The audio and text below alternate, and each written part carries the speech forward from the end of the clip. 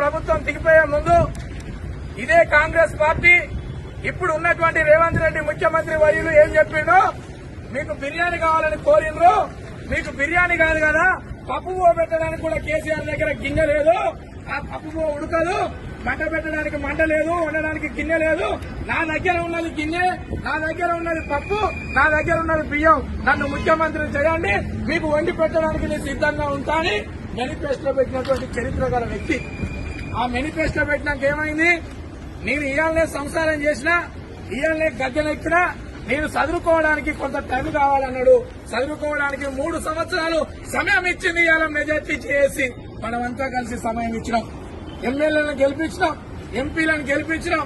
నిన్న కాక మొన్న మున్సిపల్ ఎలక్షన్ లో కూడా ఈ ఆర్టీసీ బిడ్డలు నిన్ను నమ్మిన కనుకనే, ఈ ఆర్టీసీ బిడ్డలు ఇంకా నిన్ను నమ్ముతున్నారు కనుకనే మీ వాళ్ళను మెజార్టీగా గెలిపించి మీకు పట్టం కట్టింది.